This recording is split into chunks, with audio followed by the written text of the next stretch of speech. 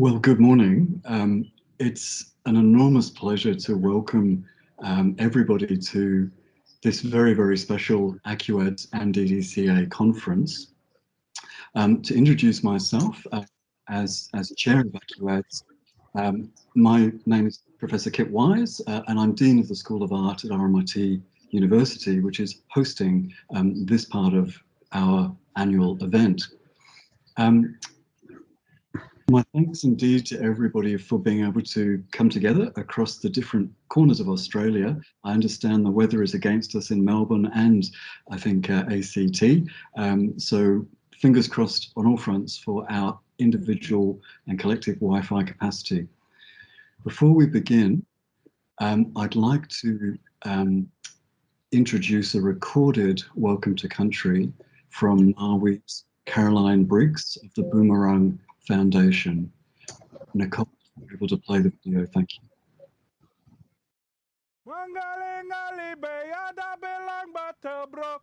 Meriam gadabo popolak bonjo, windaranga lebeng anjenya lembo, windaranga lebeng anjenya lembo, magalenga lebe yada belang battlebrook, Meriam gadabo popolak bonjo, windaranga lebeng anjenya lembo, windaranga lebeng anjenya lembo. Womanjika, Meriam Boon Wurrung Welcome, Ata Willem. I'd like to pay my respects to RMIT. You come with a purpose to our beautiful home, the lands of the two great bays. My name is Carolyn Briggs, and I'm the senior elder and a proud descendant of the Yuggerabul people of the Eastern Kulin. It is my great pleasure to be able to welcome all of you today. But it is my responsibility to ensure that you come with a purpose. Womanjika, I do so not only on behalf of my ancestors of the Yuggerabul, I do so on behalf of all First Nations people on the lands we meet today.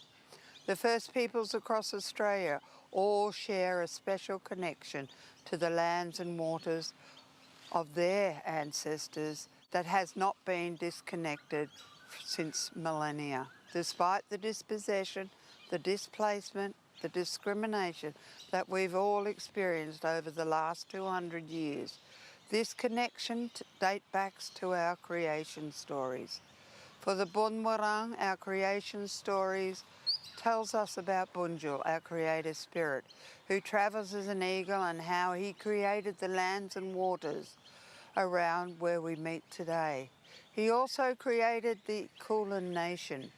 He taught them about the circular relationship they had with these lands and waters in order for us to be taken care of by the land. We also had to take care of the land, and we did this through adhering to the Wurrungi Bik, the laws of the land, our customary laws. Much like we have laws today. These laws dictated how we interact with each other and how we interact with the land and how we conduct ourselves while we were on other people's countries. The Boon Wurrung Wurrungi Bik speaks of 3 Pacific laws. The first law is Yelenge. It is the responsibility that we have the knowledge. We have responsibility to our younger generation to maintain that knowledge and pass it down so it can be used by our future generations, our Yuggerabul. We also have the law of Jambana. This law speaks of community, the importance of community, the importance of diverse community, but a unified community. The Yuggerabul of the Boon Wurrung people and the Eastern Kulin nations understood the power of diversity that is within our lands and increases our capability. It is always good to share our stories and the different experiences. However, they understood to utilise this very powerful tool. They had to identify a common purpose. And what are the things we all have in common? Finally, the last law is a connection to country. We might call it honouring sacred ground, paying respects to our past generations, to the people who took care of the land before us, and the people who lived and died on this land before we were here, paying respects to the stories and history of the lands in which we live today. We are very fortunate in this continent we now know as Australia to have 80,000 years of human history, and it is most important that we pay respects to that history, not only while we are at home or we're at work. If you adhere to these 3 Wurrungi Biks, I can say in the words of my ancestors, Womanjika, Meriam Boon Wurrung Welcome, Barupton Ata Willem, Nungujin. Malokomono mete moralek, yaling bunya, windaring yaling bunya, windaring yaling bunya, windaring yaling bunya. Mangaling ali beyada bilang batu brook, maram gada bobo bolak bonjo, windarang ali benganjin yalembo. Windaranga lebeng anjin yalembo.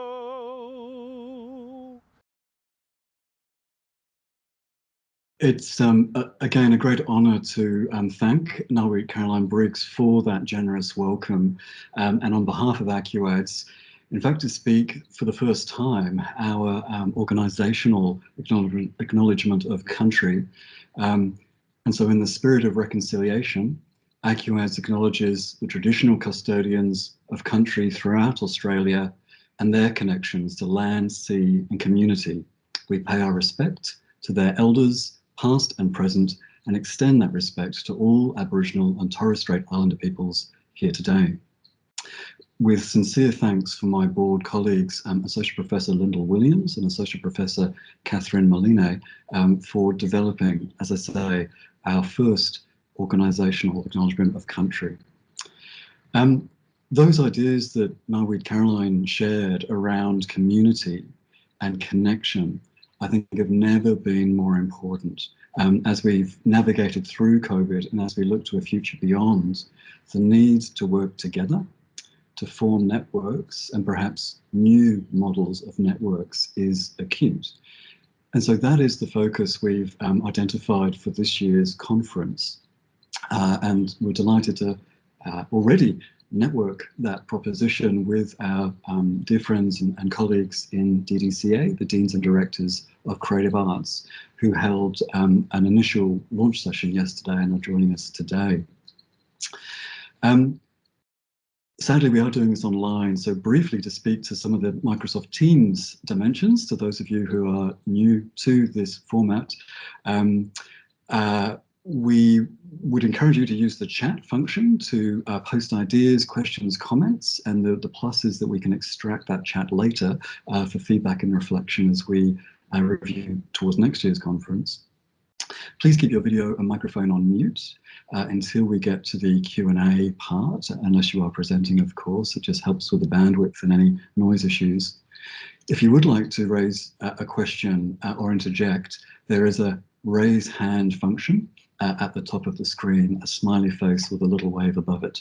And if you click on that, you'll find different ways of communicating during the event. And finally, to note that the event is being recorded, particularly the conference paper presentations, and we've activated closed captioning.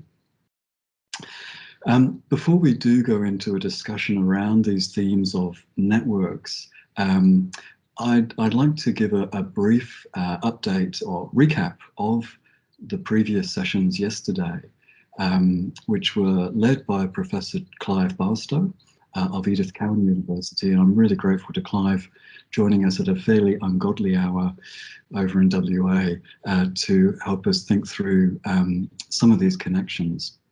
And just before I come to that, I'm going to share for those who haven't seen the conference website, just a reminder that we have that facility if you do need to refer to where, and I hope you can see my screen being shared there. I'll just exit the spotlight.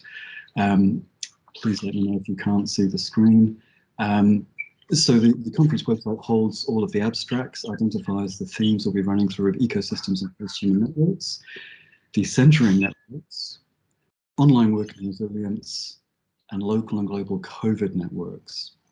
And that's been built by a student team, a work integrated learning team from the University of South Australia. So our thanks to Darian Weeder, Bettina Biazzo and Jay Richards for incredible work, led by Martina Budimir and Dr. Stuart Bulk, under the guidance of Professor Veronica Kelly, one of our ACUADS executive board members.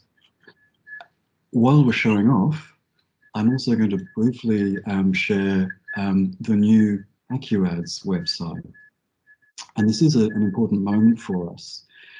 Again, this has been built by students, and the opportunity to collaborate with our own students on our identity, I think, is incredibly resonant. In this instance, master students from RMIT University, Courtney Bree, Long Wen, and Isabella, working with Dr. Michael Dunbar and Debbie Simmons, under the guidance of Professor Lorraine Vaughan, the Dean of Design, and as ACUADS Executive Board Member. And the website is very important. It does re-establish our identity. The graphic of the moving acronym, that flexibility but connectivity, we find is a very powerful metaphor, if you like, for what we are doing across the sector and increasingly in partnership with other peak bodies and overseas. So I hope over the next 2 days you might have a chance to explore the new website, and we'll welcome feedback and comments on it. One really important part I'll flag before we do go into the deeper discussion of our focus on this event is a new aspect of the website. This will be fully launched next year, but again, in terms of increasing our student focus in ACUADS, I'm very grateful to colleagues across Australia organising a publication for our HDR students' research writings that will be called Findings.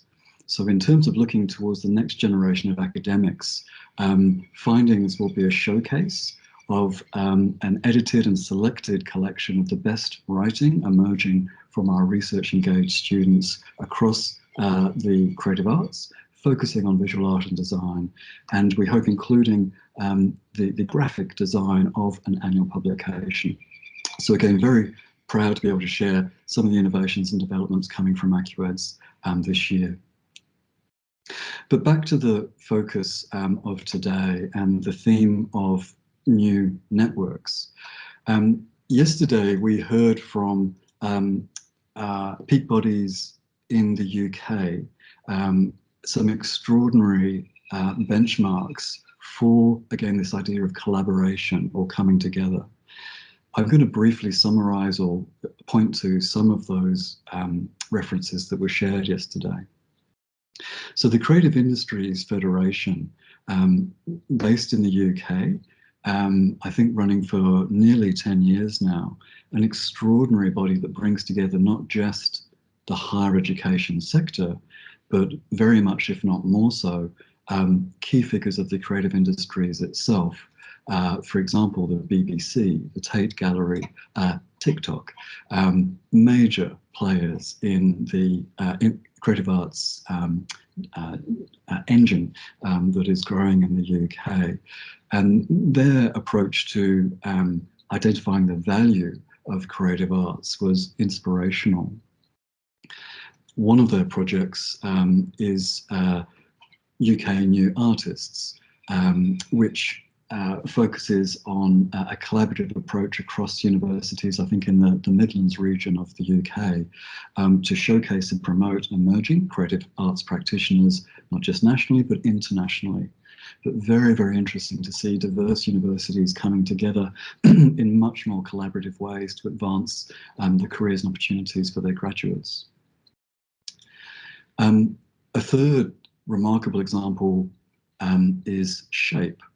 The acronym referring to the social sciences, humanities, arts and economics, and that quite innovative, in fact, I have never seen anything quite like it, new clustering of the creative arts disciplines alongside particular parts of the social sciences and economic disciplines, fostered by the British Academy.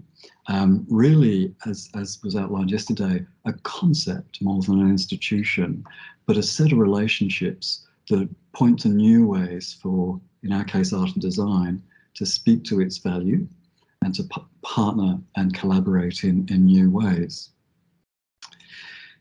Three more. UCADIA, again, one of our peer benchmark higher education peak bodies, the United Kingdom Arts and Design Institutions Association, running for many years.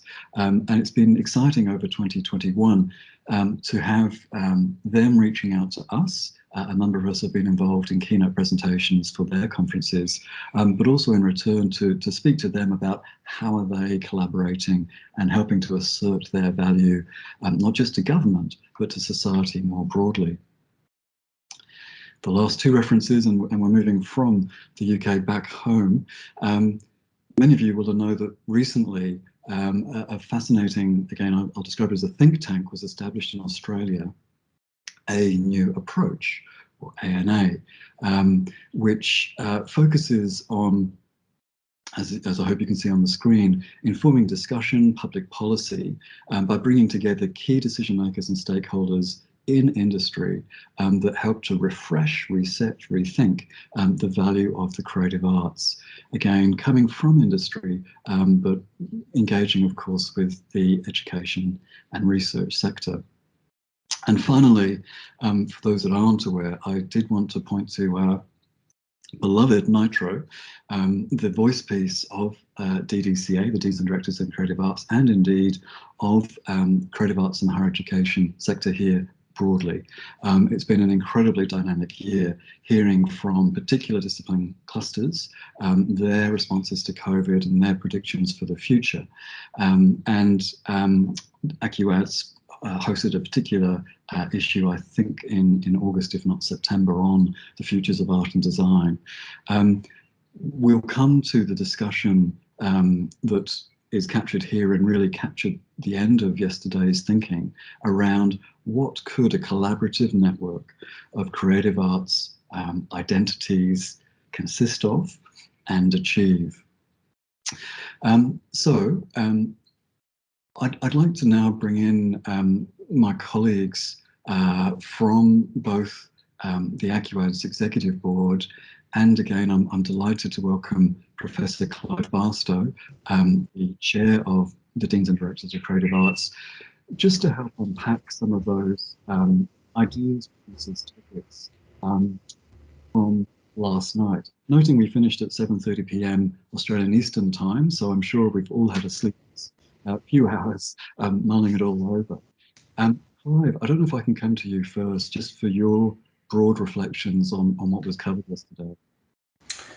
Yeah, thank you, Kit. Look, I think it was really interesting for us to benchmark in the first instance, just to see what the response to COVID was in the UK, because obviously the UK dealt with COVID quite differently to Australia, but I think politically we're in a very similar position. And I think what became evident to me quite quickly was that the UK have much more behind them in terms of history and, you know, dealing with change. So all the institutions that you mentioned today all work separately but together, and so they're not as fragmented as we are in Australia. So when you listen to them, they have critical mass. There's lots of people there, lots of students, but they also have a mass that's critical. You know, they're very critical when it comes to government, and they have a voice, a collective voice.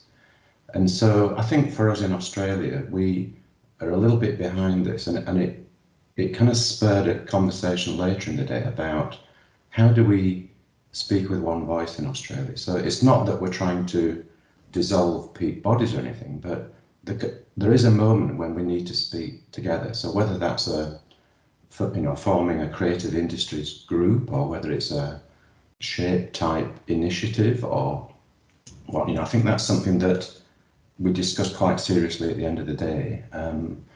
The idea of an academy is an odd one, because the term academy is probably out of date actually for us, and we don't see an academy as being a building with people in them with fees and costs, but we could have a very agile online academy.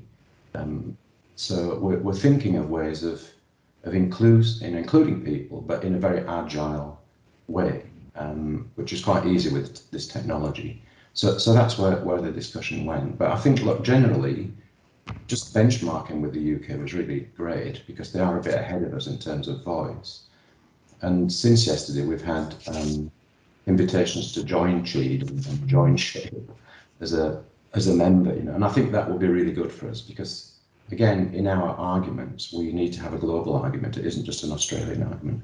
So I think joining some of these as affiliate members for DDCA and possibly even ACUADS, we couldn't really lose by doing that. We really do need to benchmark and look at data that sits outside of Australia. And that's something that we noticed that the UK bodies have a lot of data going back a long way. But when it comes to making an argument, a political argument or an economic argument, they have a lot of data to deal, to bounce off.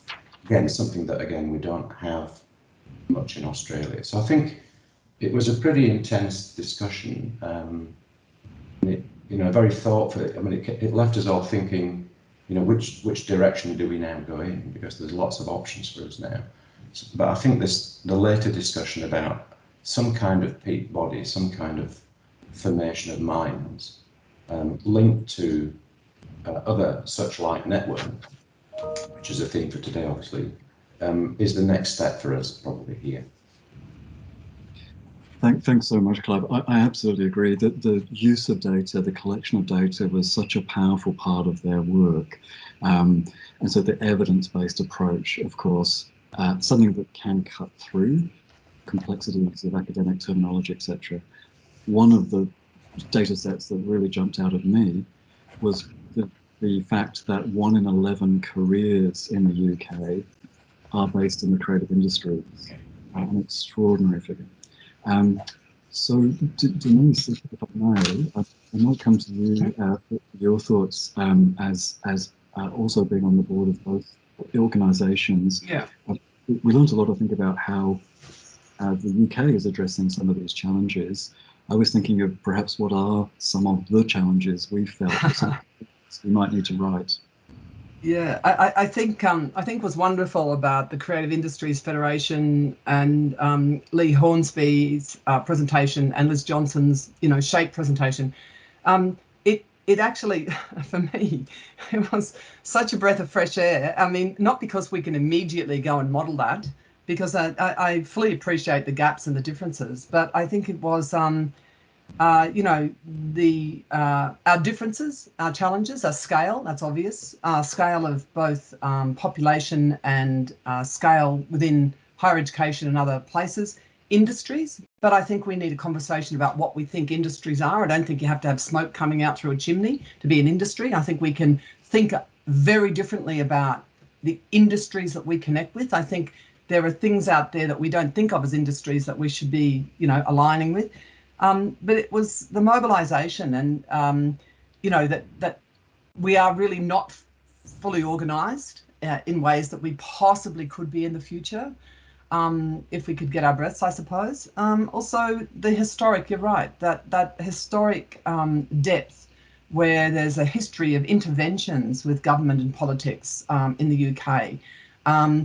I thought what was so impressive, when Lee took us through the very practical issues of starting with a 200 membership base, membership fees, influential people, very important, etc. But I think this kind of sense of them being a convening group, therefore having muscle and representing such an enormous breadth, let's face it, and it's something that others have spoken to when we've thought of coming together, whether we're a council of creative industries or whatever we are. It was very impressive that sense of them working with government and with political parties. I mean, how bloody exciting is that? But not only that, that they are kind of somehow monitoring what's going down in higher education, that they had a sort of a sense of, the value and strategic importance of the debates about graduate outcomes, how that can affect things. And I mean, that's in some of the data that DDCA has brought up in terms of, or it's put as an argument in terms of downturns in student enrolments, that, everyone went, no, it's no good doing that, you'll never get a job or whatever. But I think the fact that someone like the Creative Industries Federation in the UK is kind of keeping an eye on the dissonance between the different areas and keeping an eye on, the harm in ignoring higher education, or as I think Lee put it, is, you're talking up, at one end, you're talking up how great we are, and it's a bit like us sending people to Paris, Indigenous art to Paris, and at the other end, you're killing the pipeline and learning and teaching in higher education. And he spoke to that, I thought, really eloquently. So I think, lots of alignments too, where people are talking up the so-called, high value courses, etc. People mention that, but it was very, these people are pushing for investment in creative education, and they're an external voice. They're not higher education pushing for an investment. I think that makes an enormous difference. So I thought it was really wonderful. And the same with Liz Hutchison's very practical presentation, where I thought her main point, because I need to stop, is that, she was talking about utilising other organisations. We can't do any of this. We haven't got the resources, but, the word was piggyback. How do you piggyback on other orgs? I thought it was, for me, it was really inspirational. Made my day, as did the later conversation. So thank you for organising that. Thank you. It certainly made my year, I think, indeed. And that idea of, aligning strengths and areas of expertise to share the load was really powerful. Just before I come to our ACUADS board for their thoughts and reflections, I'm thrilled to see somebody's using their hand already.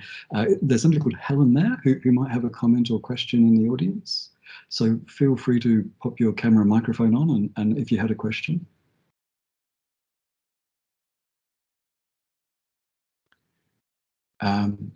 And it may be a technological challenge for myself, I know that. Look, just while Helen, if you're coming through, Kevin Murray, thank you for your comment on the chat there, again, feeding this into the dialogue.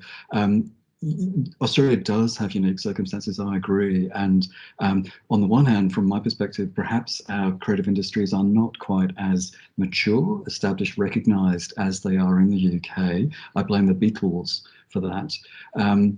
On the other hand, of course, we have incredible strengths of 80,000 years of continuous cultural practice and of this Asia-Pacific region. And so I think while, of course, we always do learn a great deal from the UK, they can learn from us as well. And so that sort of sharing of approaches, I think, is an important one. Okay, so again, feel free to put a microphone or camera on or a question in the chat. I might come back to our ACUADS board then for your thoughts and reflections yesterday. Catherine, thank you. So Associate Professor Catherine Moline, Deputy Chair of ACUADS from UNSW Art and Design. Well, many of you know me as Catherine Moline. I'm going to adopt my new surname. Moline is so better. In fact, I think I'll change my first name. Katerina Moline is my new name, everyone. I really like it. Kit, thanks.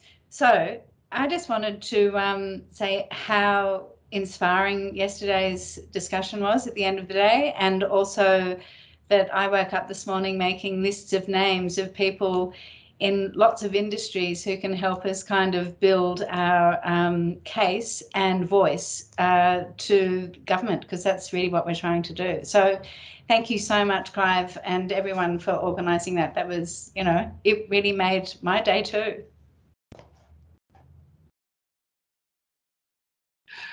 I'm not going to pronounce anybody else's names now, so forgive me.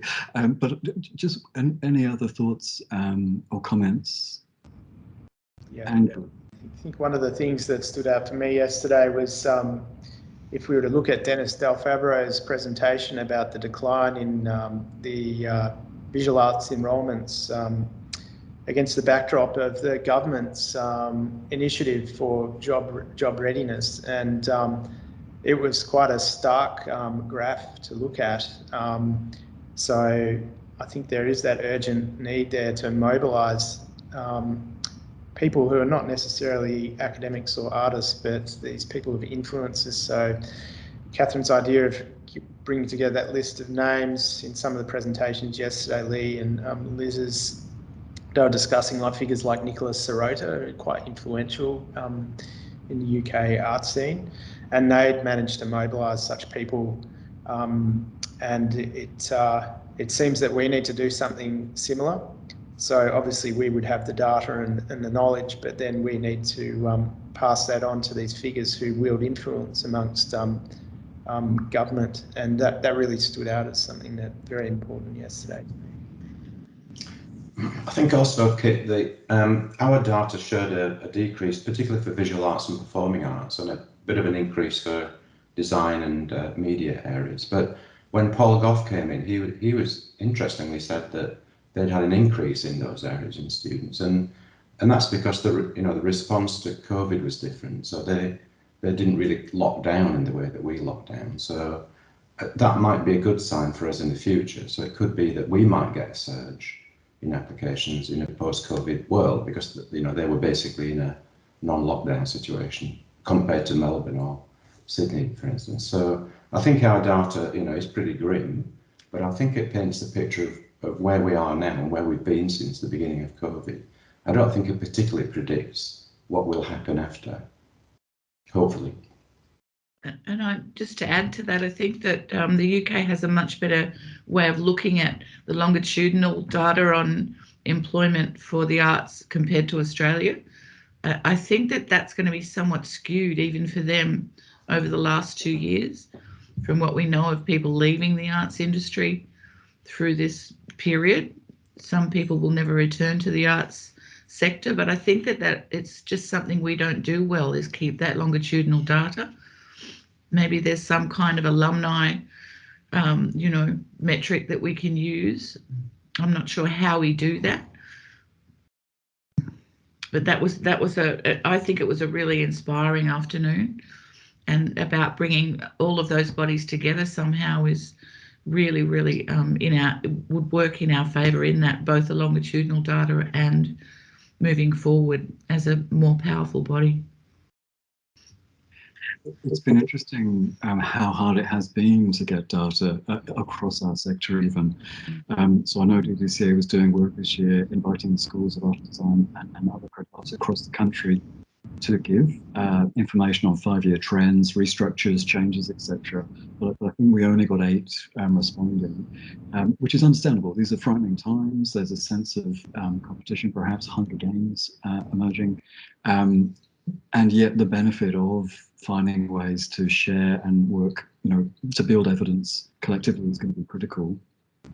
I do wonder about the key message I heard of really deep collaborations with industry. So not just in research, but in our education. And I think that it means more than placements as well. It means really equal partnerships in education.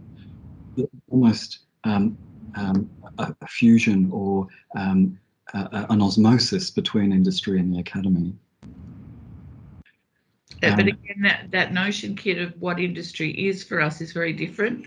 This talk currently about micro-credentialing for PhDs is, again, ignoring the arts sector. So some of the conversations I'm having with our graduate research school, they're not even thinking of how that might work with university galleries, for example. It's just not on people's radar. So again, we need to learn how to speak better about our own industry.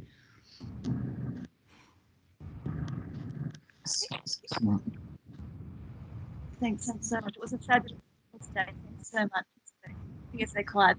And I think what was fabulous was to see the arc of what was literally happening on the ground at the University of Derby, David McGravy's presentation, and how the impact of COVID was actually quite similar to our own experience here. So I felt the kind of parallels were quite strong and surprising. I must say, I was wondering how long they were in lockdown after we're still kind of grinding to the end of that here in Melbourne.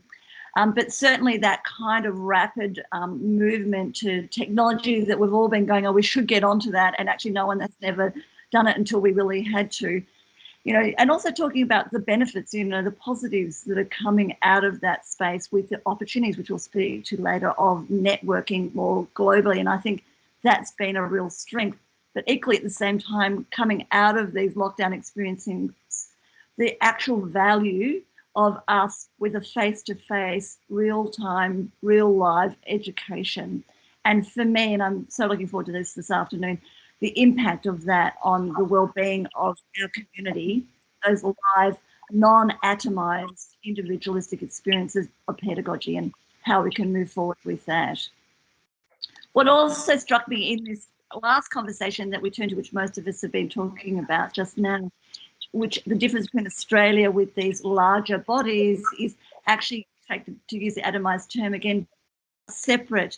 The academic institution can be seen to be with industry and those voices. So I think if we could bring those two together more closely in this broader voice would, I think, be powerful. It brought to mind my own experience when I lived in Germany and at the Städelschule, where the German European Academy is much more closely aligned, particularly in the arts, in the visual arts, to the practice, which is quite separate to how the way in Anglo institutions have actually brought the, the art school model into the university sector. So that was interesting for me to hear those perspectives and the work we need to do in that industry space, collective together. And I think the power of what we could achieve, we may not have the maturity, and it's a very hypothetical, that we don't have that maturity of UK creative arts industries, but we do have Kate Blanchett and Hugh Jackman. And, there was a lot of chatter last night about, in fact, the visibility of certain parts of our creative industries are beyond world class, truly world class. So what would happen if we could begin to broker local partnerships, but national figureheads around this? And I hope that is a different comment. Those spokespeople are what can make a difference in wider public thinking. Denise? I think, just reading messages in the chat, I think we all understand that our communities are deep and rich and quite close. I don't think that's a contest. What we seem to lack, what was mentioned yesterday, the sciences, when they have to front something, they always bring all their industry partners, all their collaborators. And that was said many times yesterday by the presenters. And I absolutely understand that. It's somehow what we want to build is a sort of a much stronger context for our sector, that we actually are a sector, that we're, I think that strong context at the moment is certainly going unheard. It's certainly going unheard by middle management where I used to work. It's certainly going unheard by many, many others that you need to talk to. So I think that strong context is what we are all sort of seeking. And it's not because we can't validate ourselves at all, we can. But I think somehow that external, if you know it yourself, you turn up to a meeting where you're going to do something with external partners and everyone all of a sudden, spruces up in their suit jackets because, there are external parties to be involved in. It does have an impact. It makes a difference, I think, when we have external friends and external connections. It also makes a difference to us and the ways in which we have to do things. We can't also just exist with our own, admittedly, marvellous communities. And it is interesting, the federal settings, of course, are pushing us to work with industry more closely in the research space. So research translation, for example, a big push for us to be seen to be useful. I think we can talk to these relationships in a range of ways. And we have them already. Again, it may be about making them visible, more articulated, speaking them better, as somebody said. I wanted to shift a little bit in this to focus again on the future and to think about our future students and future colleagues. Kim Cuneo, thank you for joining us as head of the School of Music at ANU, and your comment in the chat there about double degrees across the creative disciplines. One of the things that struck me yesterday was, as somebody described it, the transmutations in art forms happening during COVID. So the digital inflection and the blurring of film, screen, performance, practice, quite exceptional. Whole new genres being created. And so I am so curious to see what this generation of COVID students will do with that extraordinary innovation. Kim, I'm probably pushing it in a particular direction. I don't know if you wanted to comment. Well, I think this is I'm noticing some really interesting new cohorts starting to arise that I'm seeing. And one is the sort of the visual arts musician. We have about 4 or 5 now at the School of Music who are actually practicing visual artists as well. And they're saying, actually, what I'm doing music to become a sound expert in a cross-platform practice, which I'm finding very, very interesting. Rather than sort of tinkering with sound, I need to get my chops down, and I can only do that by embedding myself. The other one we're getting is composers who are actually seeing themselves as image makers as well. And I think this is a really interesting change, to see the idea that we're starting to, for the first time, train composers actually in the way that we train visual artists, because composers have been taught in the 19th century model in most conservatoires, which is you learn to write in the style of 10 or 20 different composers, and you become, over time, either a blancmange of them all, or eventually you find your voice, but you don't think conceptually. And we're starting to finally realise that conceptual thought is the way that composers will make their way in the world. So I think that there are, myself, I'm involved in 2 major projects that are, you're right, in the nexus of visual art and music. So I think that there's also, for our research chops and to make the case that we can survive in these really weird places, we need to build stuff at the, literally at the top of the school levels. And that's one of the reasons I'm so depressed that Denise has finished up, because we were really building something at ANU, having a sense that, from really all levels of the school, in the HDR space, in the undergraduate space, in the staff space, we were starting to work together. But I think it's actually bigger than one institution, of course. It's a way to think about what those shared skills are. But the other thing I'm seeing, which is really exciting, is we're starting to get more and more elite science kids who say, you know what, I've had enough of being told what to do. I also want to be an artist or a musician. So I've just been able to get at ANU a new scholarship for high-level scientists who can get 90 in their audition that we're funding. So we're looking actually for the next generation of Yo-Yo Ma's quite deliberately, people who can actually really make it in straight world, but actually, can be the torchbearers for us as well. And I think this is worth us thinking about, how we can sort of make these people to hang out in the sun, to be symbols of what we're capable of, because as we know, it's so reductive, the world we're around. And sorry if I talked for too long as a music blow-in. Not at all, never a blow. Thank you so much, Kim. I mean, that's inspiring. I agree. I've seen outcomes, creative arts outcomes I've never seen before over the last 12 months. And I think other heads of school, other bodies that were assessing during COVID said they saw some of the most exciting work they've seen in their careers, not necessarily the best, but, in terms of necessity being the mother of invention, remarkable things. In the last minute, Catherine, Marlene, your comment yesterday was one of the most beautiful ones around entrepreneurial spirit. So again, looking to the future, but our future colleagues, you commented, and I can put it on the chat, is terminology like entrepreneurial spirit the best our generation can do to meet our responsibility to not pull up the ladder after us and serve as custodians so that the next generations can remake our creative arts schools?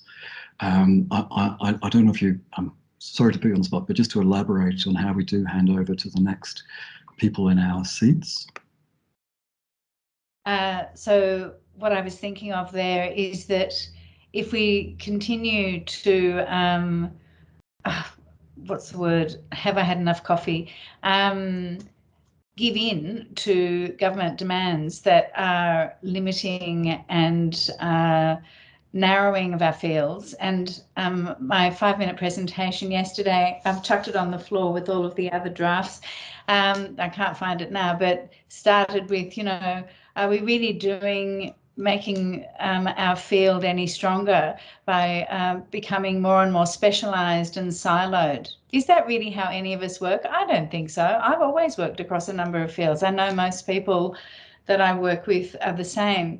And that over a long career, which is what we want the next generations after us to have, you do that, you move around and you do work where you can make the most change. So I think we have to be really careful about not using language which narrows the future. That's what I meant. Thank you so much. And I think we'll end there if people are happy. I know we're just getting going. The caffeine is kicking in for me and I can nearly pronounce names now. So, but we must stop there. At the end of today, there is a plenary session where we will share the awards and grant recipients from 2021. And there's some very exciting announcements there, but also have a last opportunity to reflect back across the 2 days and indeed identify topics we might want to think about for the 2022 conference event. So thank you all, hold those thoughts. It's my pleasure now then to introduce our keynote speaker for today's conference session. Many of you will know Professor Nikos Papastergiadis. And it's truly an honour to welcome Nikos to ACUADS and to present the keynote paper. If I may, I'll give a brief introduction to Professor Papastergiadis. Is the Director of the Research Unit in Public Cultures and a Professor in the School of Culture and Communication at the University of Melbourne. Nikos was the founder with Professor Scott Maguire of the Spatial Aesthetics Research Cluster and the project lead of the ARC Council Linkage Project, Large Screens and Transnational Public Sphere, and chief investigator on the ARC Discovery Project, Public Screens and the Transformation of Public Space. In the past 5 years, Nikos has delivered 20 international keynote lectures. I don't know how many were on Teams or Zoom, and over 50 public lectures. In the past 10 years, Nikos has been the convener or co-convener of 15 conferences and symposia. He's also furthered academic industry arts partnerships with the Australian Council and the Australian Centre for the Moving Image, in particular the Empire Rooms and Networks Conference held in 2008, and one of the inspirations for the themes for this year's conference that picks up on the notion of networks again. His publications are exhaustive and extensive, including Modernity as Exile, Dialogues in the Diaspora, The Turbulence of Migration, Metaphor and Tension, Spatial Aesthetics, and Cosmopolitanism and Culture. His work has been translated into over a dozen languages and appeared in major catalogues such as the Biennales of Sydney, Liverpool, Istanbul, Gwangju, Taipei, Lyon, Thessaloniki, and Documenta 13. Again, we are honoured and delighted to welcome Professor Nikos Papastergiadis and his paper, Going Out, the Cosmos of Art. Thank you very much, Kit. The honour is entirely mine, and indeed a real pleasure to be in your great company. I assume I am visible. Is that correct, Kit? Working well. Okay, great. The presentation I'm going to do today will be, after this brief introduction, in 3 parts and then a conclusion. But let me commence. Recently, I received an email from a dear friend who is an esteemed director of an art centre in Korea. She wrote, "Nikos, what is the difference between global and cosmopolitan? My alma mater interviewed me just now," she said. "They asked me what I want the college to be. This is my answer. Don't try to be just global, be cosmopolitan." The poor interviewer asked me what the difference is. I told her, "This is your task to find out." "The two are completely different, I know," she added, "but I thought it would be better if you could further explain this to me." So Here is the reply I gave her. I think globalization and cosmopolitanism are different, but they are also used interchangeably. They both refer to an interconnected world as well as promote systems of flow and exchange. In caricature form, you could say that globalization wants to integrate the world by imposing common standards, where for good or for bad, as in legal rights for all humanity, or Coca-Cola in every school canteen. Similarly, cosmopolitanism can be praised as an ideal for human solidarity and cultural tolerance, while also being dismissed as an elite form of tourism or empty utopias. Then I added, in my view, cosmopolitanism is not driven by normative processes such as economic opportunity, political ideology, or even moral duty. It arises from an aesthetic or creative impulse. It connects the differences that abound and therefore can never lead towards standardization or homogenization. She was not entirely satisfied by this answer and suggested that I write a further paper to explain these differences. So I hope she is listening somewhere, because this is what follows. So let me go back to the confusion of this perplexed interviewer. And I can understand her feeling, because I confess that this difference between normative globalization and aesthetic cosmopolitanism is something that I have also struggled to clarify for most of my writing. My academic training was forged in the intersections, ellipses, and contradictions between the sociological imagination, post-structuralist imaginary, diasporic imaginal, and artistic imaginings. These worlds collide, but they don't often intersect or neatly overlap. My sociological training predisposed me towards normative thinking, whereas everything else reminded me of the gaps in these academic models. Finding a way to address, let alone fill in, these gaps has been incredibly difficult for me.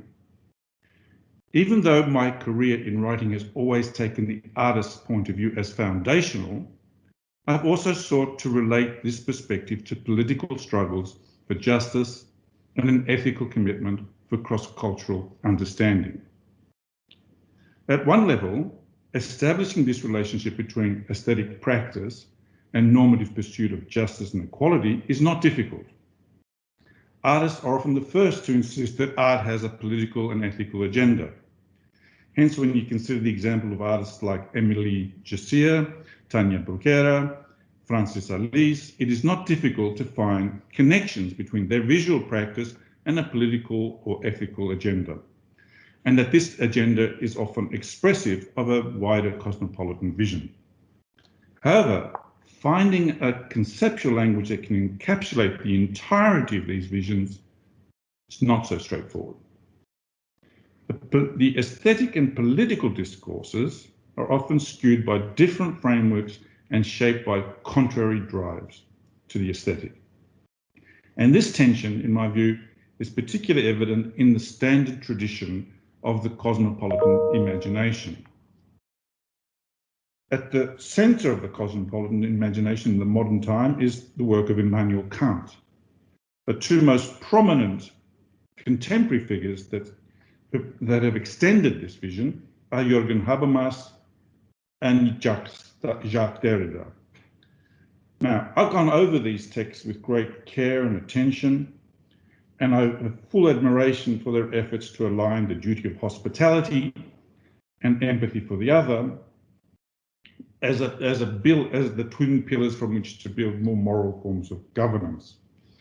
In short, I found that these philosophers have kept alive the idea that institutional progress and reform can lead us towards a rendezvous with cosmopolitanism at some point in the future. However, if we keep our attention within this conceptual discourse, the aesthetic and the creative impulse in cosmopolitanism, and in particular the distinctive role that artists play, is often entirely lost. Now, for the purposes of this lecture, I will not unpack the claims on the shortcomings of the cosmopolitan imagination from the Enlightenment to the contemporary. However, I also don't want to make the crude point that philosophy has no capacity to address the creative constitutive, and that it is entirely confined to a moral imperative. In fact, I think a new version of the relationship can be forged, one in which the pre-Socratics, the Nietzschean, Bergsonian and Deleuzian contributions can be forged together to create a closer link between artistic practice and philosophical thinking. The problem with this line that I'm already briefly sketching out is that the theme of cosmopolitanism is not addressed directly. At best, it appears in faint echoes and in aspirational propositions.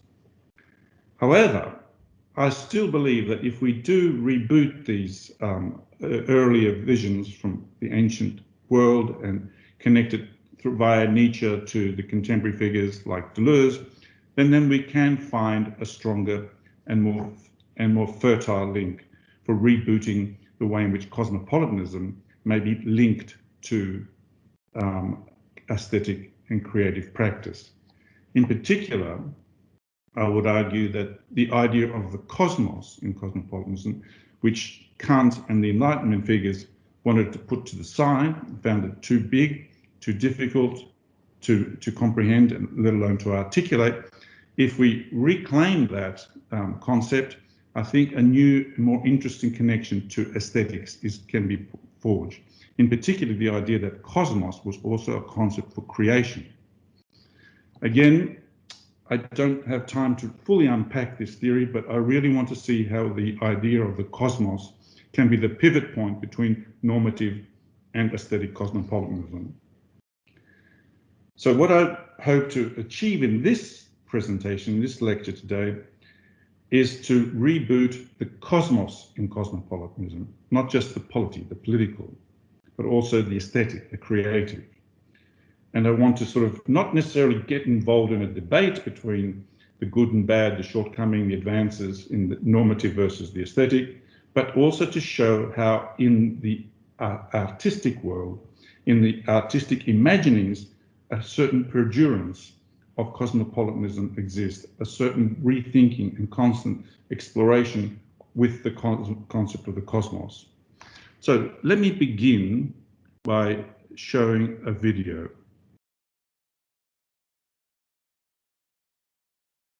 All right, this is the video I wanted to show, but now, anyway, it's not showing. Now the video is stuck. Okay, sorry everybody. Let's assume you're watching this video. I will read out what happens in this video. This is a short video by the critic and artist and director Mark Cousins about the history of film. In this video about the history of film, he begins by noting in Carol Reed's film Odd Man Out, James Mason spills a drink, looks into its bubbles, and sees his troubles in them. Mark Cousins, in that beautiful voice of his, then adds, 20 years later, Jean-Luc Godard, who admired Reed, had a similar scene in his film 2 or 3 Things I Know About Her. 10 years after that, Martin Scorsese and Travis Bickle in Taxi Driver stares into the bubbles of a drink.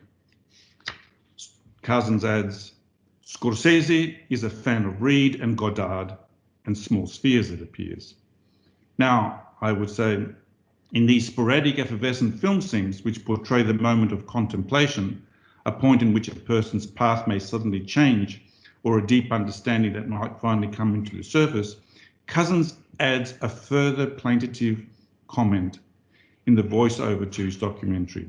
Cousins says, a man with his troubles stares at bubbles and somehow the cosmos. The central contention of this lecture is that the cosmos is inherent to artistic claims of belonging. From the early modernists such as Kazimir Malevich to contemporary artists like Tomas Saraceno, there has been well-known narrative of how modern art broke away from traditions, overcame social barriers, embraced the objects from everyday life, and turned to the forces such as electromagnetism, which, as Takis noted, is not confined to the Earth, but common throughout the whole of the cosmos. Modernism was therefore not just an expansion in the form of aesthetic experience, it also marked a shift in the relationship to place. Art historians have explained the relationship of artist to place, but the narrative has often missed the vital point of the relationship between sensory experience and cosmic connectedness. My claim is that modern art has not only extended the rights to the city, but also rearticulated the ancient rights to the cosmos. The rights to the cosmos in the widest possible sense is also something that has never been ceded by the indigenous people. Fanny Bulbach Uriel was born at the height of the colonial era in Western Australia. Throughout her life, she walked throughout the city of Perth that was built on the land of her Noongar nation. As she walked, she announced traditional names and recalled their relationships with the land. She never relinquished her rights of way. Whenever she faced fences, she would go through the gate and continue walking. She would gather fruit, fish, and hunt on the land by the main railway station. Her grandmother was buried on the ground of the government house, and she would stand there cursing at all those inside. A century before de Boer had invented the derive, Balbuk was already contesting at the appropriation and fencing off of her land. Such claims on belonging have profound consequences for the way we think about these relationships. So in broadest possible terms, I would argue that this normative distinction between art and politics can be rethought by reimagining the connection to the cosmos. And before I go on to further examples, let me briefly recall that Marcus Aurelius wrote his Cosmopolitan Meditations from the perspective of looking at his life from high above, and that Nietzsche's aim was to be weightless, to fly above the provincialism of little Germans. So here's the first of the three parts of the lecture. This part is called Against Gravity. The Russian avant-garde was famous for expanding the forms and redefining the uses of everyday materials in art. However, they were also deeply committed to transforming our consciousness towards the cosmos. The fascination with flight and the dream of colonizing the cosmos was widely held in the early years of the Russian Revolution. Science fiction writers, aeronautical engineers, and artists shared a common dream to escape from gravity. Tatlin, after his famous designs of the monument to the Third International, dedicated himself to redesigning pots and pans, as well as portable wings for everyday use. Flying with wings was meant to become as effortless as swimming with fins. For Tatlin, the role of art was to elevate us from the traditional limits of domestic life. Cosmism, or cosmic communism, marked a new relation to the cosmos. Unlike the ancient Stoic ideals of attunement with the cosmos, the modern cosmicists wanted to go out and to colonize the cosmos. Konstantin Tsiolkovsky and Nikolai Fedorov proposed ambitious ideas that were drawn from the new scientific theories of thermodynamics, mysticism, utopian literature, and revolutionary ideology. They believed that the discovery of methods for the reversibility of heat dissipation could be extrapolated to not only make interplanetary travel within reach, but that it would enable humans to achieve immortality. In the cosmos, humans could overcome gravity and death. The cosmocists also believed that the activity of the brain was part of a process that was common to the whole of the universe, a creative process. Malevich was also fascinated with these themes of flights. He always carried a small and probably rather faulty telescope in his pocket. He insisted that it was not for counting the stars, but for lifting his gaze upwards and for directing his fellow comrades and aviators to fly with me to the abyss.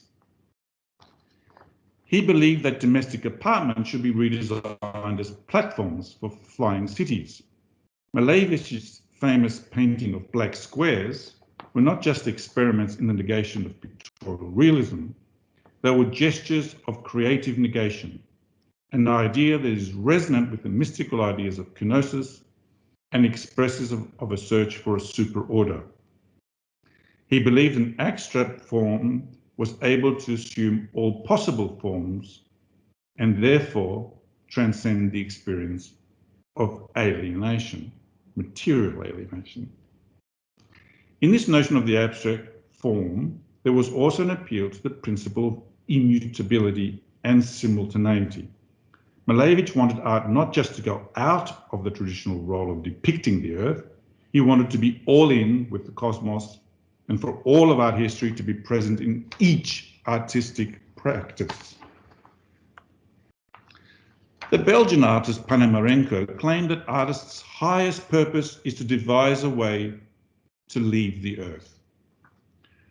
When this proposition is considered alongside the role of thermodynamics and closed systems theories, which are central to Panamarenko's sculptures, it suggests that it is part of a broader concern of this dialectic of entropy and progress.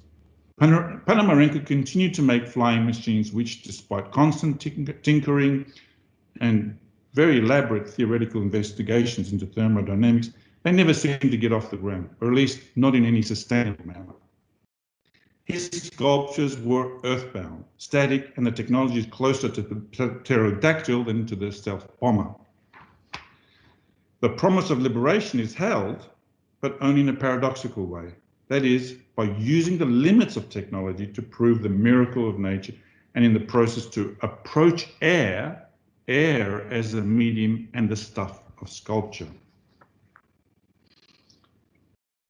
As the cosmonaut Yuri Gagarin completed an orbit of the Earth in 1961, the Greek artist Takis used magnetism in a gallery to float the French poet Sinclair Beals above the ground.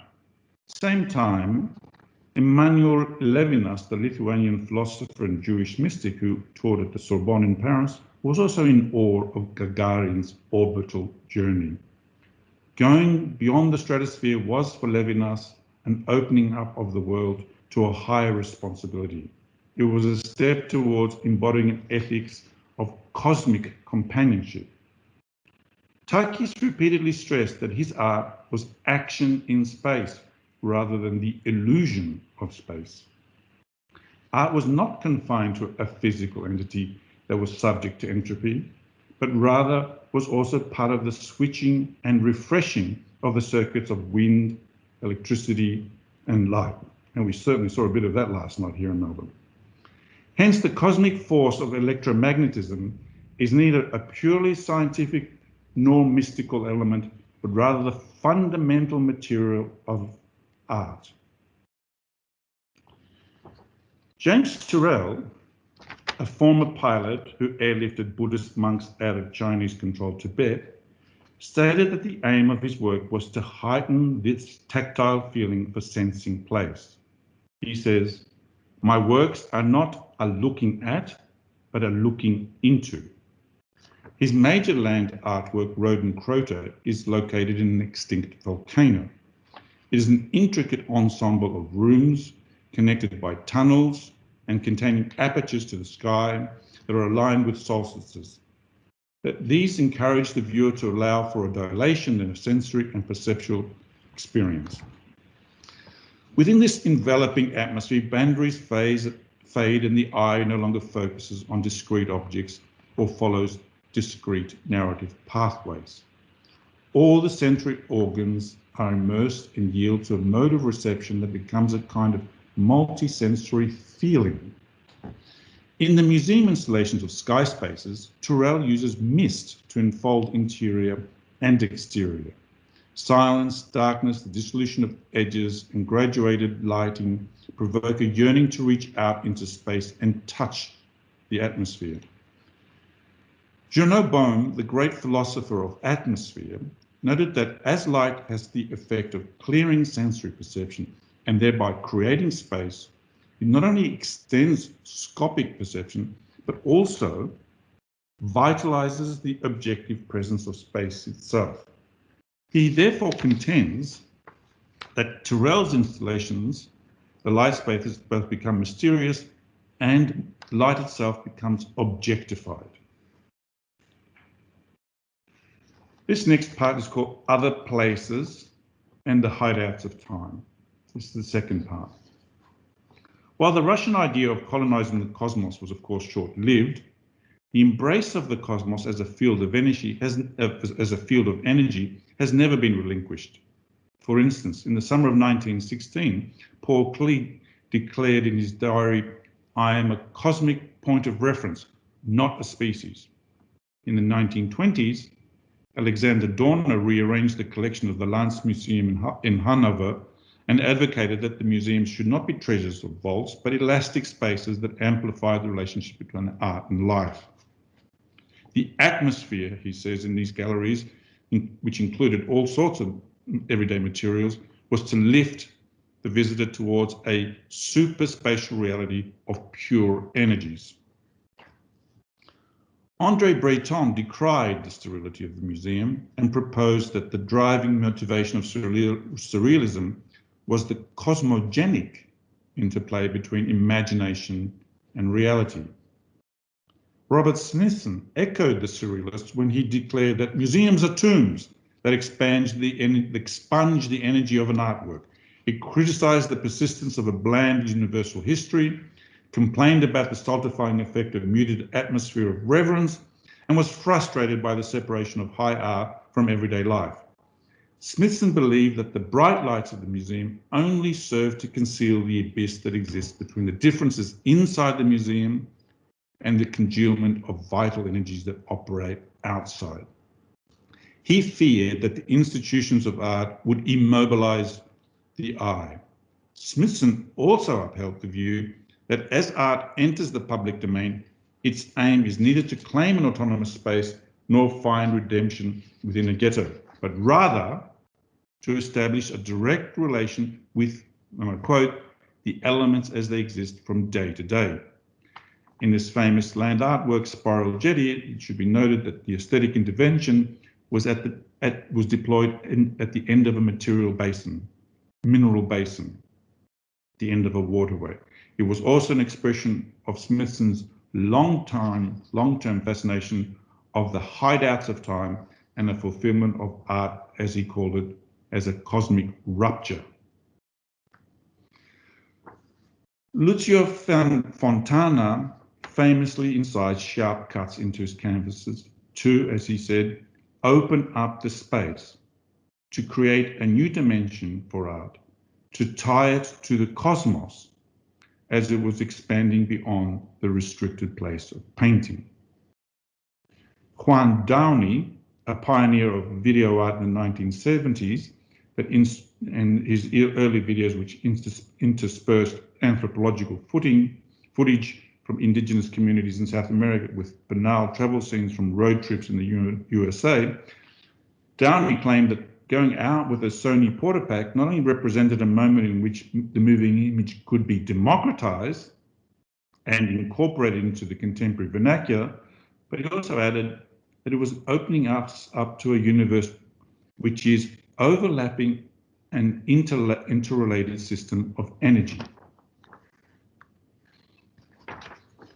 David Medalla, artist and co-founder of the Signals Gallery in London, produced bubble machines as far back as 1961. Used soap and an oxygenator to spew out columns of foam, millions of tiny translucent bubbles slowly rising and then gently collapsing without a trace.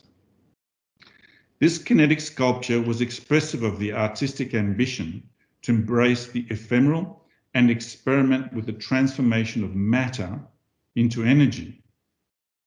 However, it was also inspired by David Medalla's grim memory of the fatal shooting of a Filipino guerrilla fighter in the Second World War. From the frothing blood and saliva on the dying fighter's mouth, Mandela noticed rainbow-coloured bubbles. Mona Hatum, living in exile and following on David's footprints, created Hotspot, a sphere formed by a wire grid with an outline of all the continents of the globe in a burning red neon light. In Rosemary Trockel's retrospective exhibition at the Reina Sofia Museum in Madrid, her own work was juxtaposed with artifacts from across the world. It was called A Cosmos. Part 4. Back to the polis and out again. The critical interest in the relationship between cosmopolitanism and art obviously took a sharp turn with mass migration and digital communication technologies. Artists like Emily Desir, who I mentioned earlier, explored the consequences of mobility and mixture by experimenting with spaces of friendship. Tanya Bruguera used art as a platform for initiating the migrant plus people plus party movement. Going out of the museum and into the space of the cities is now a well-known trope in contemporary art.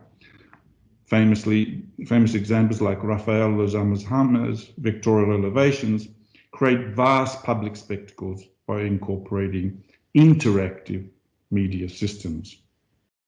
However, it is my contention that we do a disservice to such works if we confine our appreciation to either a display of formal inventiveness or an extension in the modes of civic engagement. Inherent in these urban and cosmopolitan art projects is a wider claim to the cosmos. This wider claim is visible when we listen to some of the statements made by artists. South African artist Kendall Gears described himself as animist and mystic, shaman and alchemist, punk and poet. He says, "I'm animistic activist." Tintin Woolley created an artwork that invited participants to embrace a form of belonging to the world that both zooms in on specific locales and zooms out across any generation, past and future. Thomas Saraceno proposed that art must be able to grasp the full ecosystem relations where future cloud cities can form and thereby reconnect with the energy on the cosmic solar realm. These are exquisite connections, but I think some of the most powerful versions of this are often found in the work of or in collaborations with Indigenous artists. Joy Murphy-Wanden, Jonathan Jones and Tom Nicholson formed one such collaboration with the Tarawara Museum of Art, where they marked out the 7 points on the boundary of a very important Indigenous station near Tarawara Museum of Art called Corandurg. Each marker appeared as a brick base with 4 historical plaques, and buried inside the marker was an upturned flag. Reversing the direction of the flagpole struck an elegiac note on the record of colonial history. Whether the gaze looks down to the ground or up to the sky, these projects seek an escape from the master-slave dyad in the polis and provide a perspective that re-encompasses the Gaia and the cosmos. In the words of the Indigenous artist Sandra Saunders, "When I die, I will not go to your heaven above, I will go to Mother Earth." So this is a flip. Another glimpse can be gained in the writings of the artist Hossein Balamanesh. A year after migrating from Iran to Western Australia, the artist Hossein Balamanesh embarked on a journey to work with Indigenous artists in the outback. He was welcomed in the Papunya community in Central Australia and encouraged to use their methods on the condition that he only told his own stories. He was also witness to one of the key events in their cultural calendar. Allow me to read a rather long passage now from Hossein's catalogue. He describes this key event The ceremony was conducted in a place with great views of the horizons, away from the camp. It went on for 3 to 4 nights, and all the community was involved, men, women, old and young. They started as the sun was setting. The audience participated by singing and hitting sticks together or thumping their thighs. In front of the gatherings were 2 large fires and a clearing for a stage with a wall made of branches and leaves.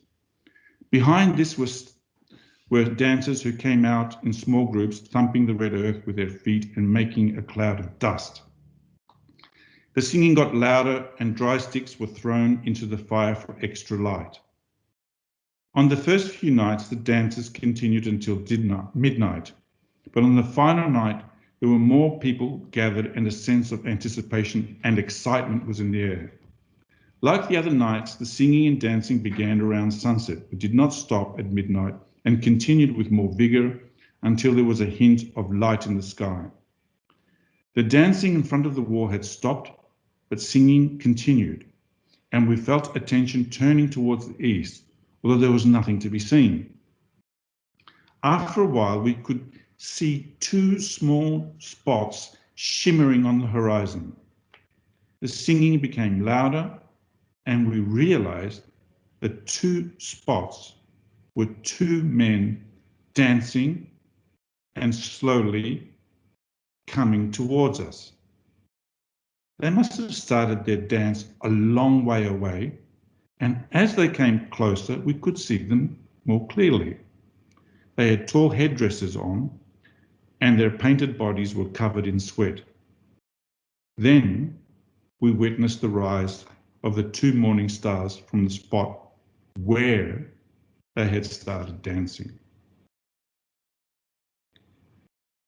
The whirling performance of boys in transition to manhood and the inscription of images on their bodies summoned both a hallucinatory and physical claim of continuum of space and culture.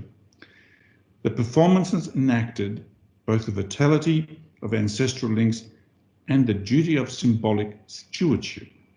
It begins on the ground, but extends to the cosmos.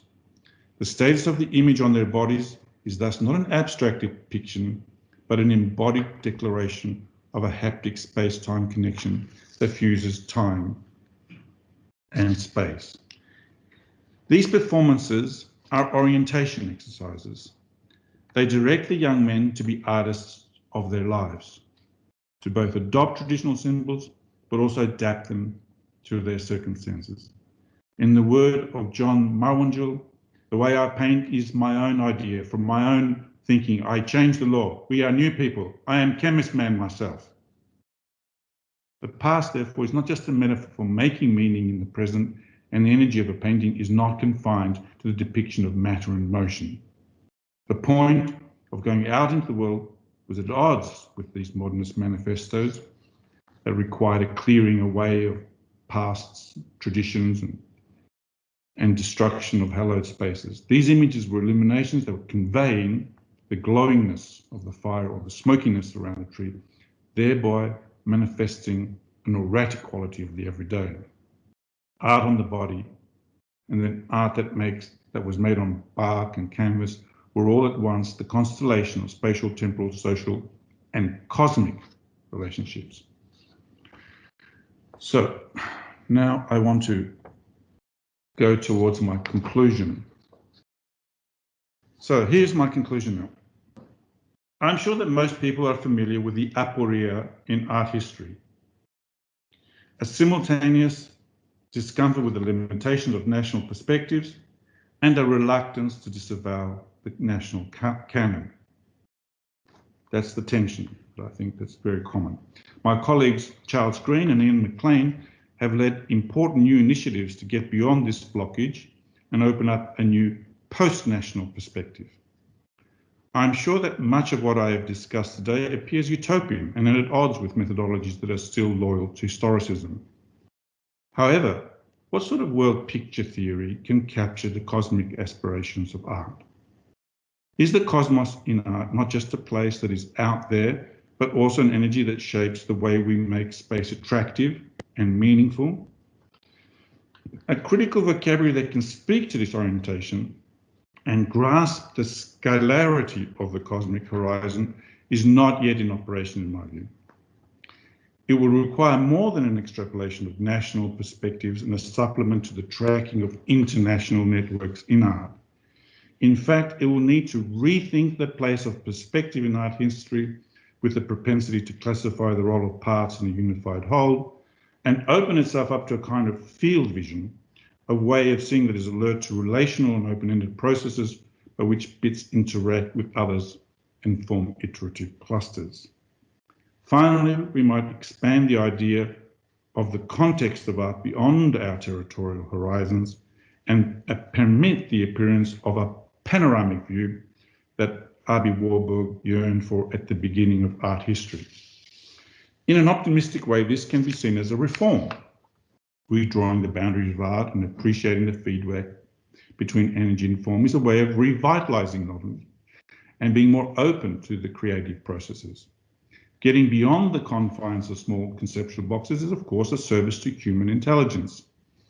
It can welcome more boxes in which new content and subjects are aggregated, or else it can go beyond the representative mode of unitary analysis and enter into an unboxed zone. However, when we face the concepts, which as Immanuel Kant noted, defied all categories, will we be able to accept the limits of our own gaze? Will we ever be able to see the dark side of the cosmos? What is often missed is, as we zoom in and out, is this sense of this infinite horizon, or what Romanian literary theorists called the need for a telescopic optic. My attempt to reclaim the aesthetics of cosmopolitanism is thus not launched as a counterpoint to or in competition with the normative visions of cosmopolitanism. As we're familiar, since the 1980s, these institutional advances have been both positive and stunted. They've worked towards creating a more inclusive and more constructive new world order. However, the contemporary efforts to elevate the conception of human rights and the invention of new legal instruments now seem to be falling behind. The cosmopolitical agenda seems to be lagging. We seem to be at a crossroads, stuck between aggressive territorialism with its intensive restrictions on the mobility of the poor and an assertive globalism that gives more and more freedom to capital. Can art offer an alternative strategy? Is there another way out? What I've tried to suggest in this lecture is that if we rethink the cosmos and cosmopolitanism, then we may in fact produce a different way of framing this unframable set of thoughts. One of my aims is to avoid conflating the cosmos and cosmopolitanism with the globe in globalization. Going global has tended to follow the logic of the nomos, the competitive and coercive cutting up of the earth.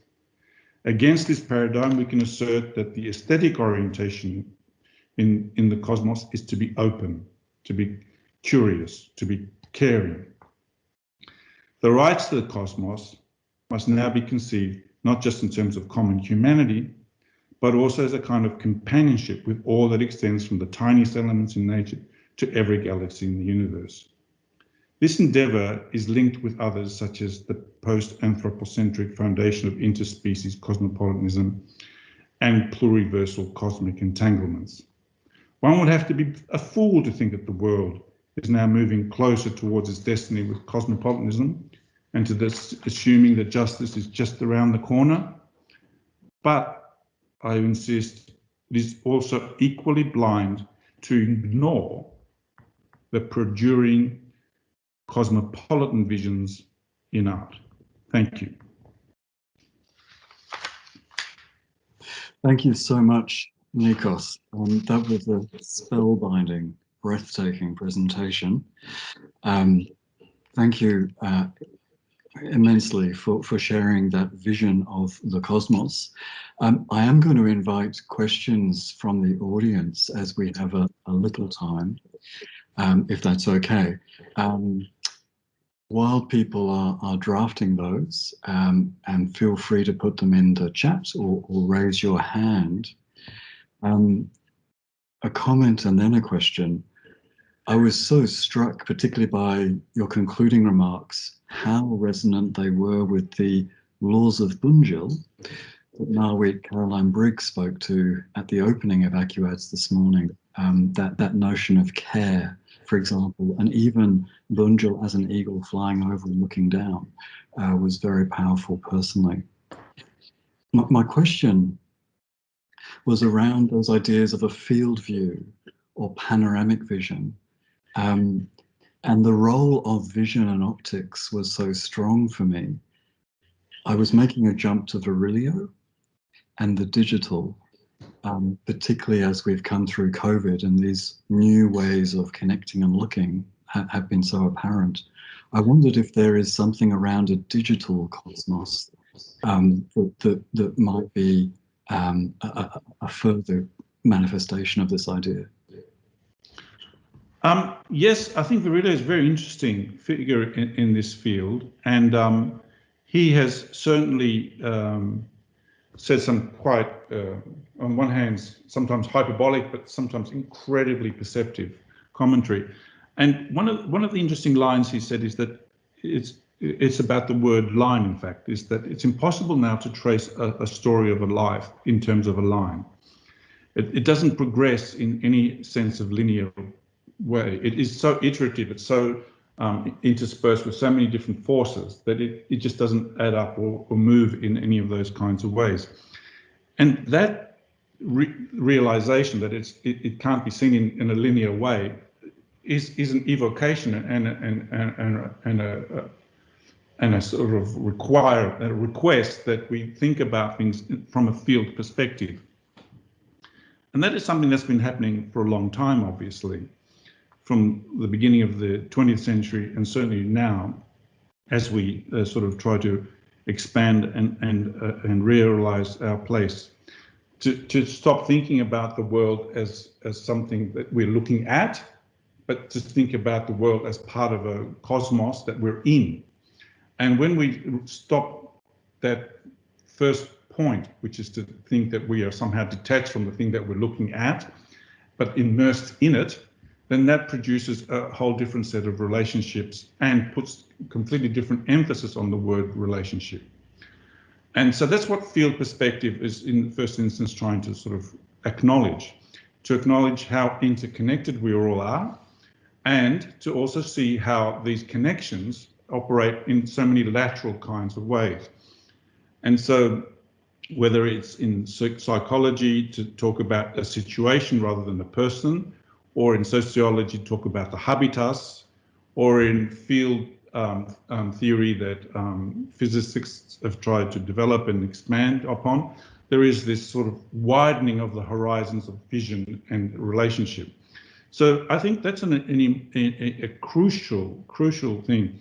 And this is something in terms of the digital that has become even more transparent, because I've often used the word ambient, which is clearly derived from ambient music and Brian Eno and others. But I think ambient perspectives in terms of the visual is very important to see how today we are forging understandings through this stitching together of lots of different sources, some which come from inside our head, some which come from inside this room, and some which go from outside of our room, their environment, and some which are now coming through these screens, which very strange experiences. You said how many keynotes I've given. This is my first on a it's not the first, but it's really, hopefully it's my last that I'm doing on a screen. But anyway.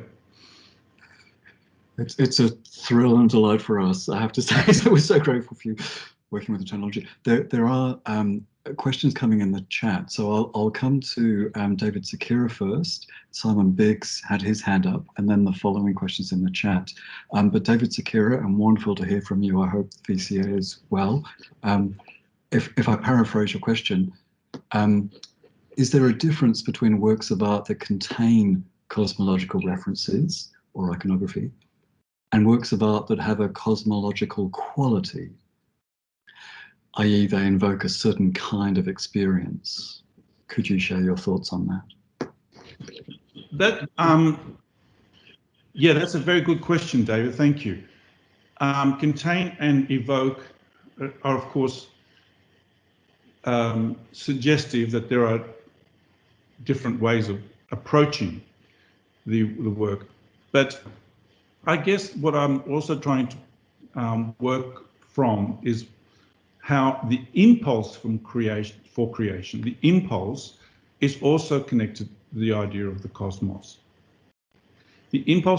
Therefore, the impulse to be cosmopolitan and the impulse to be creative are interlinked, in my view.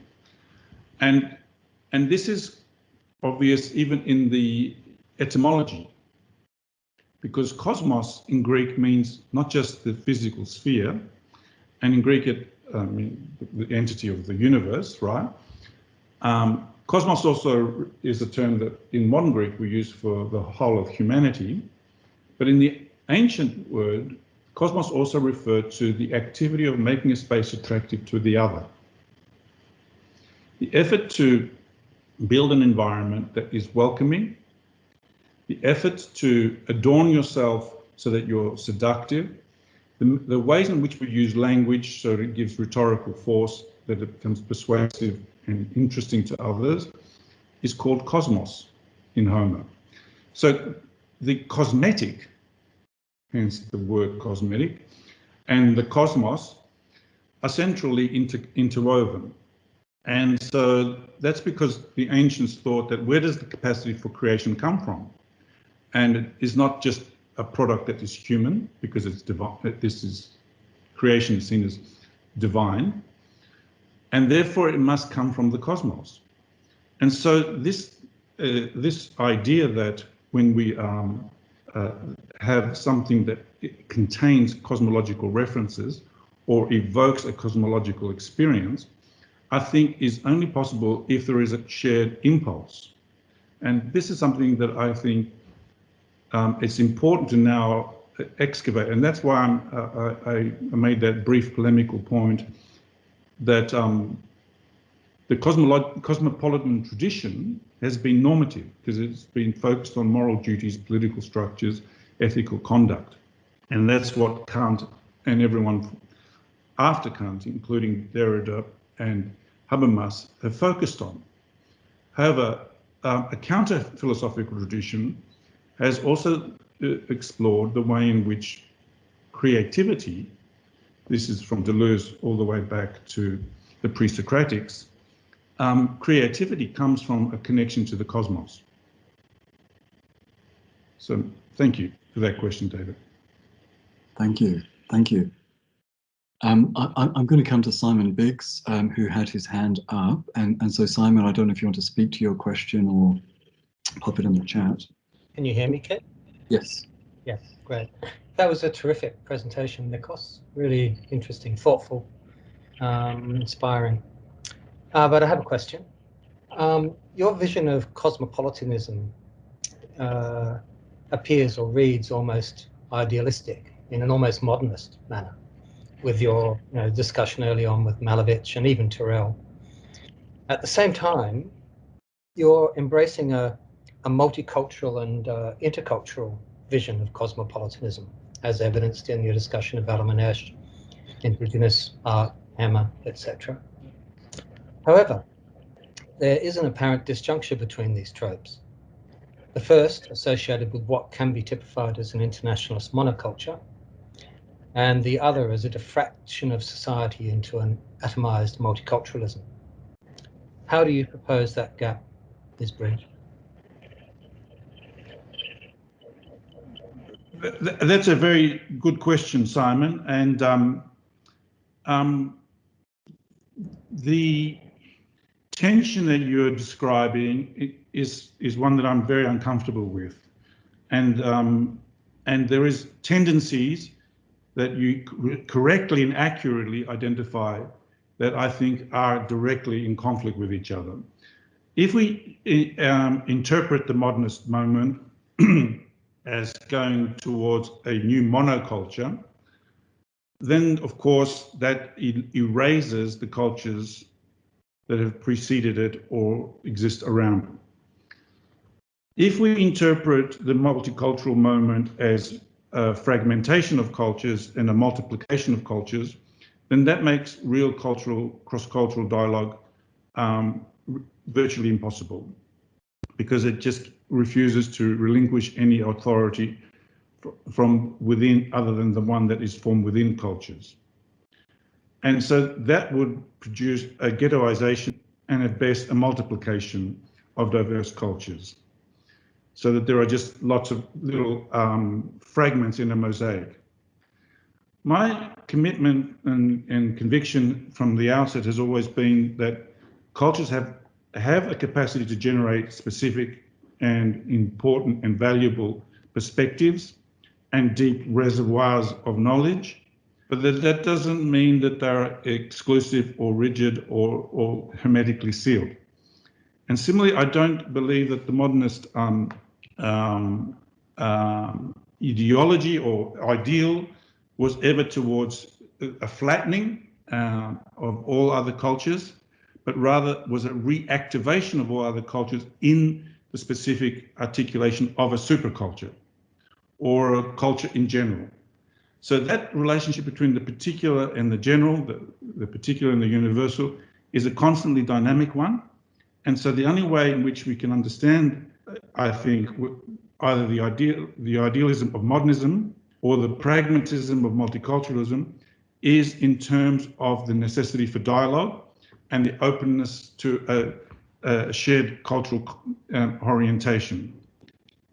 Otherwise, we're just caught in the old paradigms of relativism versus absolutism. Thank you.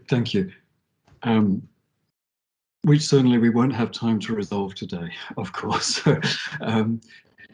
There are some fantastic questions coming through in the chat. I am sorry to say we will have to bring things to a conclusion here. In fairness to our presenters in their papers in only 15 minutes. Nikos, again, we're deeply indebted and grateful to you for taking this time to share your cosmos with us. Again, particularly in the digital domains of that we're all grappling with. So apologies for technology. The link to that video has been shared in the chat, and we'll encourage people to watch it in due time. Thank you profoundly on behalf of ACUADS and DDCA and our wider community. It's been a great honour. My pleasure. Thank you very much, and look forward to further conversations. Thanks so much, Nikos. Wonderful. Wonderful.